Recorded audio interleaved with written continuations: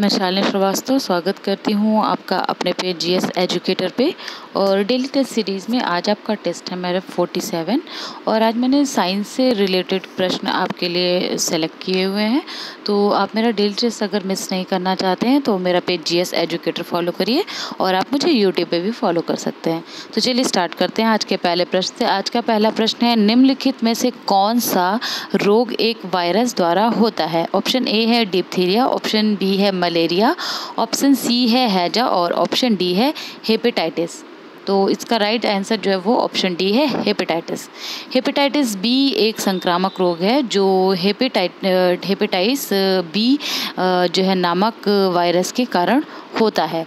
इस व्याधि के कारण जो यकृत या फिर हमारा जो लीवर होता है उसमें सूजन और जलन पैदा हो जाती है। और हेपेटाइटिस बी वायरस जो है हेपाडाइन या फिर वायरस, ये जो है हेपाडाइन वायरस जो है परिवार का ये एक सदस्य है, जिसके कारण जो है हमें जो है ये हेपेटाइटिस हो जाता है।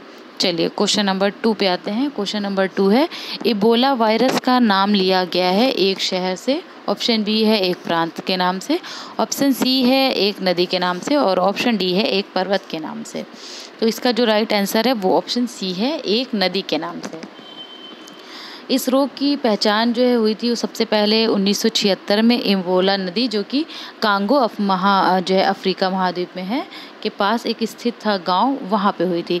इसी कारण इसका जो नाम था वो इबोला पड़ा। इबोला एक ऐसा रोग है जो मरीज के संपर्क में आने से फैलता है और मरीज के पसीने, मरीज के खून या फिर श्वास से बचकर रहना चाहिए। इसकी चपेट में आकर जो है वो टाइफाइड, कालरा, बुखार और मांसपेशियों में दर्द होता है, बाल झड़ने लगते हैं और नसों में, मांसपेशियों में खून उतर आता है। इसके बचाव के लिए जो है खुद को सतर्क रखना ही सबसे बड़ा उपाय है, इसका और कोई उपाय नहीं है। चलिए क्वेश्चन नंबर 3 पे आते हैं। मक्का में सफ़ेद कली किस तत्व की कमी से होती है? ऑप्शन ए है नत्रजन, ऑप्शन बी है जिंक, ऑप्शन सी है कॉपर और ऑप्शन डी है मैग्नीज। तो इसका राइट आंसर जो है वो ऑप्शन बी है जिंक। जिंक जो है एक लघु मात्रा पोषक तत्व है जिसकी पौधों को बहुत सूक्ष्म मात्रा में आवश्यकता होती है।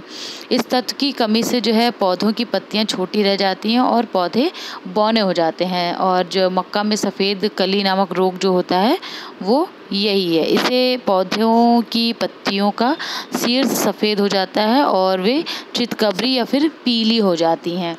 तो चलिए क्वेश्चन नंबर आपका 4 आ गया है। क्वेश्चन नंबर 4 है आपका, साधारणतः ओरोबैंकी खरपतवार पाया जाता है। ऑप्शन ए है तंबाकू के खेत में, ऑप्शन बी है चने के खेत में, ऑप्शन सी है धान के खेत में और ऑप्शन डी है गेहूं के खेत में। तो इसका जो राइट आंसर वो ऑप्शन ए है तंबाकू खेत में। ओरोबैंकी खरपतवार जो है वो एक परजीवी किस्म का पौधा है जो कि तंबाकू के अलावा आलू और मटर के खेत में भी पाया जाता है। इसकी विश्व के शीतोष्ण और उष्णकटिबंधीय भागों में लगभग 150 प्रजातियां पाई जाती हैं। चलिए आज का फाइनल क्वेश्चन, क्वेश्चन नंबर 5, एक बीज के अंकुरण के लिए निम्नलिखित में से कौन सी 3 परिस्थितियां सर्वाधिक महत्वपूर्ण हैं?